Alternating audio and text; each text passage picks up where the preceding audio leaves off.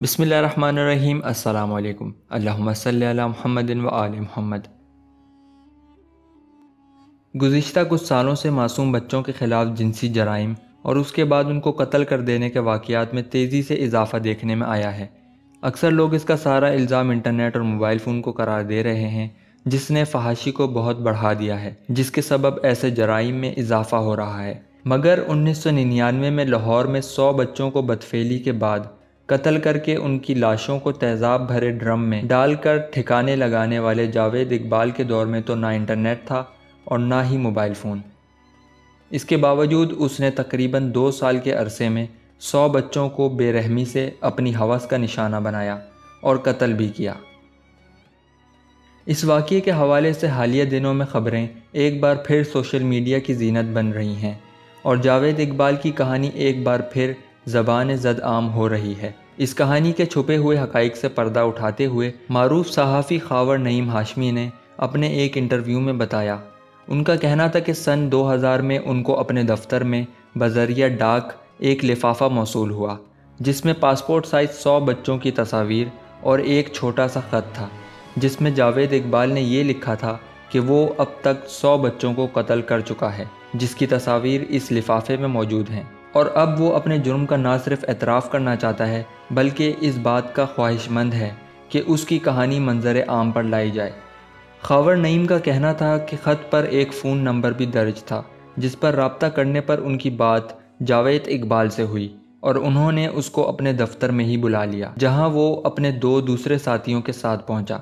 ان ساتھیوں کی عمریں 13 سے 14 سالوں کے درمیان تھیں اور ان بچوں نے جاوید اقبال سے اپنی جان بخشوا لی تھی اور اس کے جرائم میں اس کے مددگار بننے کا وعدہ کر لیا تھا۔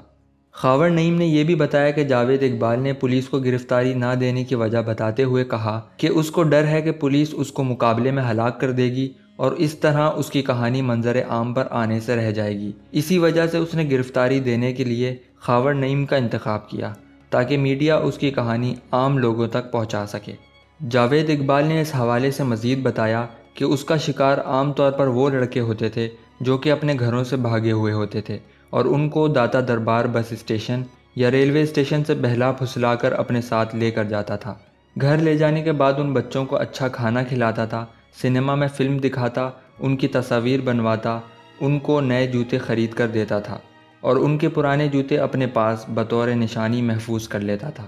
اس کے بعد رات کے وقت میں اس بچے کے ساتھ بدفعلی کرتا اور صبح سے قبل اس بچے کو قتل کر کے اس کی لاش کے چھوٹے چھوٹے ٹکڑے کر کے ان کو تیزاب سے بھرے ڈرم میں ڈال دیتا تھا، جہاں لاشیں خود ہی گل کر ختم ہو جاتی تھیں اور وہ ان کو گٹر میں بہا دیتا تھا۔ قتل کی وجہ بتاتے ہوئے جاوید اقبال نے خاور نعیم کو یہ بھی بتایا کہ وہ یہ سب کچھ اس ظلم کے بدلے میں کرتا تھا جو اس کے ساتھ اس کے بچپن میں روا رکھا گیا تھا۔ اس موقع پر کرائم رپورٹ کی مدد سے جب انہوں نے جاوید اقبال کی جامع تلاشی لی تو اس کے پورے جسم پر 500 کی تعداد میں نیند کی گولیاں چپکی ہوئی تھیں، جو اس نے اس نظریے سے چپکائی تھیں کہ اگر پولیس گرفتاری کے بعد اس پر تشدد کرنے کی کوشش کرے تو اس تشدد سے بچنے کے لیے وہ خودکشی کر لے۔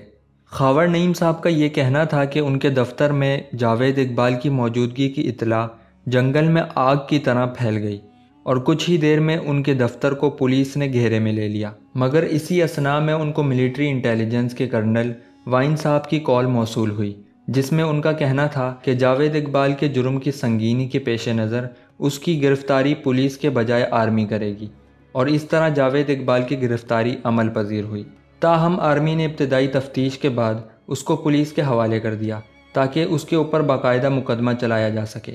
اور اس کے بعد جاوید اقبال کو 100 مرتبہ سزائے موت اور اس کے ایک ساتھی کو 98 مرتبہ سزائے موت کا حکم دیا گیا۔ عدالت کے حکم کے مطابق جاوید اقبال کی لاش کو 100 ٹکڑے کر کے اس کو تیزاب میں تحلیل کرنے کا بھی حکم جاری کیا گیا، مگر اس نوبت کے آنے سے پہلے ہی جاوید اقبال اور اس کے ساتھی نے جیل ہی میں خودکشی کر لی تھی۔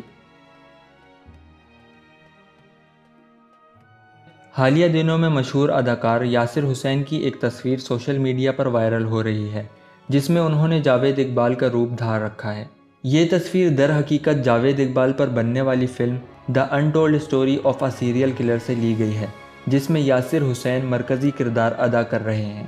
اس فلم کی کہانی اور ہدایت کاری ابو علیہ نے کی ہے۔ ابھی یہ فلم تکمیل کے مرحلے میں ہے اور امید ہے کہ شائقین کے سامنے جلد ہی پیش کر دی جائے گی۔